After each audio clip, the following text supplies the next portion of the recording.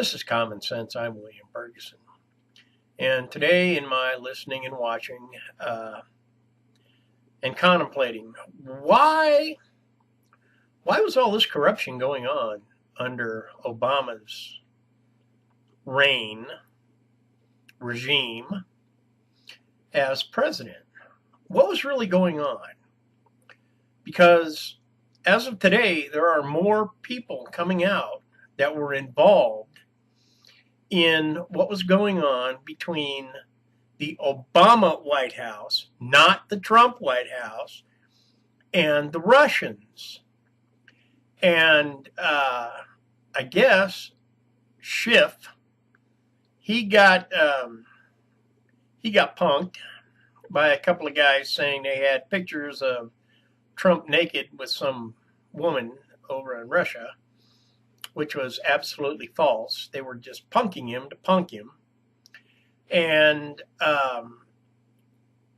but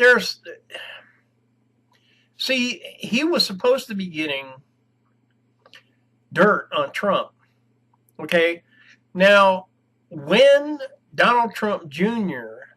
and Manafort and somebody else met that lawyer in Trump Tower to talk about Russian adoption, the media totally lost it.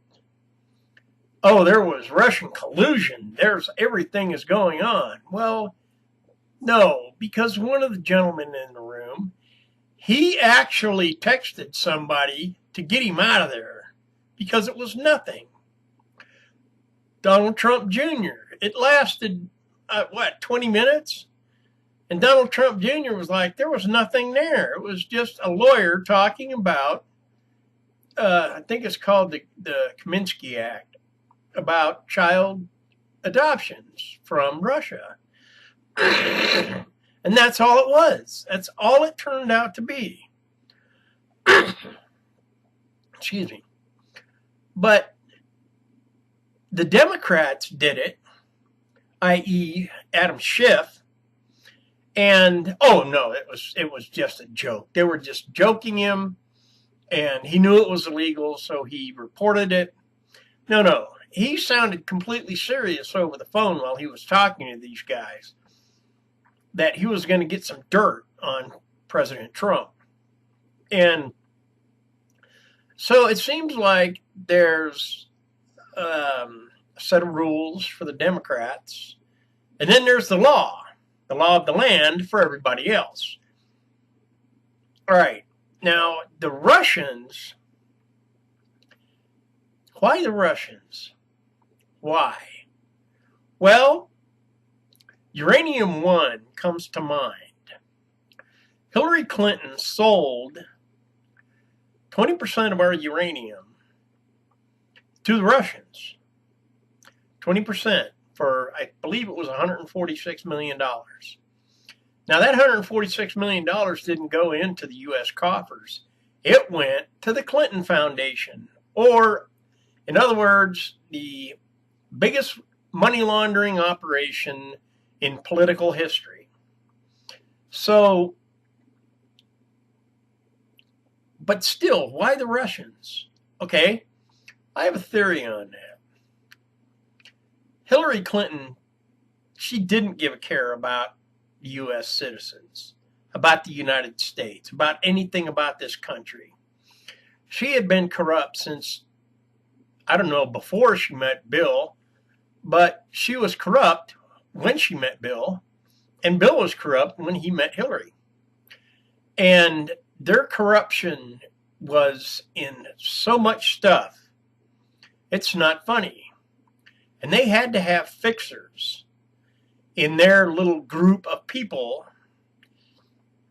because they were into some really, really deep stuff. And it wasn't good. Now, they were so corrupt, and are still so corrupt, that when Clinton's presidency ended, they claimed they were broke. Okay, presidents make a pretty good paycheck being president. And they said they were broke, and they stole stuff out of the White House because they were so broke. Okay, no. They tried to rent out Abraham Lincoln's bedroom in the White House. Okay, you don't do that. Okay, that is a historic place, a very historic place that probably the greatest president lived and slept. And he kept a Bible on his nightstand. And he was the one that signed the Emancipation Proclamation. And if you don't know what that means, look it up.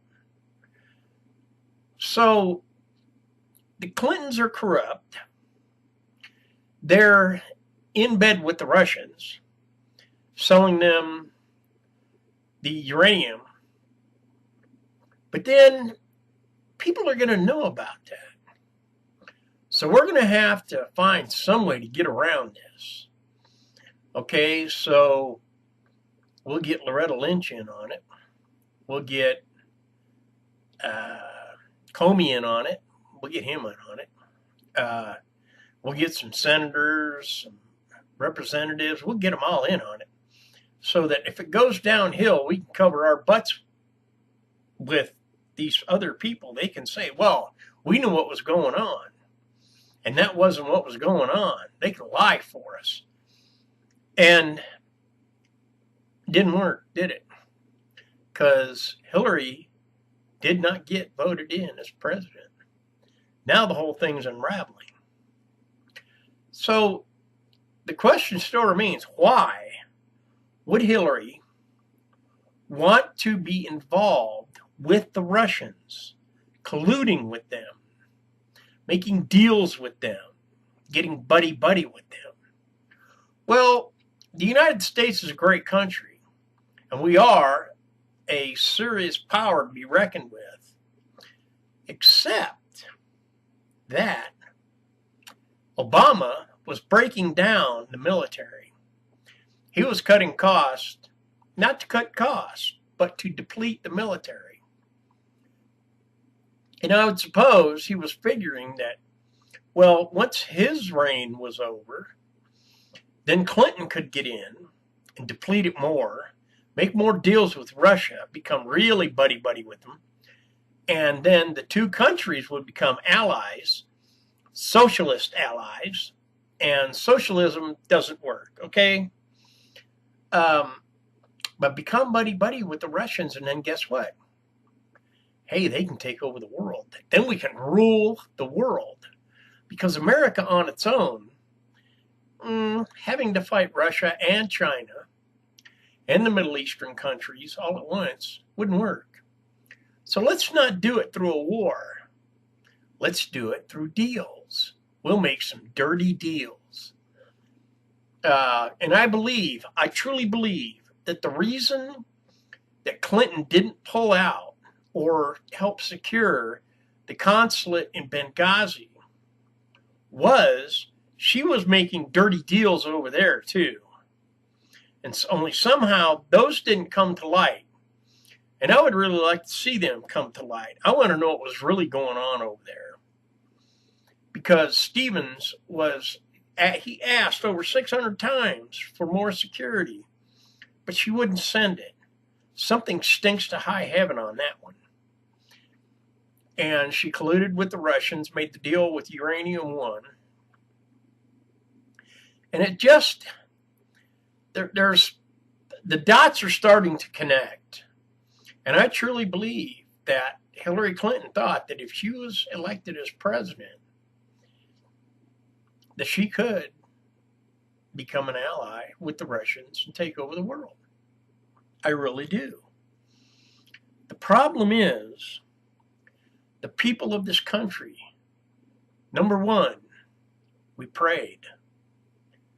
And the God that we prayed to, the one true living God that created the earth and the heavens and everything, he moved. Second, we voted. And God moved the spirit in this country to vote against Clinton, to vote for Donald Trump, because God knew that Donald Trump would bring this country back to greatness. So now, all these lies, these deceits, these corrupt activities, these collusions with the Russians, the whole thing is being laid out into the light so we can see it. Now, the question rises, why haven't there been any indictments? How come there hasn't been a grand jury convened? What's going on? My theory on that is treason is kind of hard to prove. So the longer they take in this investigation and get rid of the people that are blocking the investigation or slowing it down or doing whatever they can to keep everybody from getting indicted and going to prison, once they get all them out of the way, then perhaps we can have somebody step in and finally say, look, we have enough evidence, and we are going to file an indictment of treason against Barack Obama, Hillary Rodham Clinton, and whoever else is involved in this thing. Perhaps Comey, perhaps Mueller, perhaps Rosenstein, perhaps the two lovebirds. Who knows how far it's going to go. But I believe that by taking the time, they can root it all out. When they go in and remove cancer, they remove it all of it. So I am willing to wait for the surgeon to remove all the cancer, not just some of it, and completely drain the swamp. And let's start out afresh, anew, reading the Constitution, understanding the Constitution, and abiding by the Constitution so that this country will live as a democratic republic, free to have the people speak and be heard, free to be protected by our military, free to say, no, we don't want these dangerous criminals migrating into the United States. We don't want that. We want to be free, safe, and prosperous. And I ask that you pray for the president, that he will follow God and that God will lead him to bring this country to greatness, to security, and to prosperity. I thank you for watching. I'm William Ferguson for Common Sense.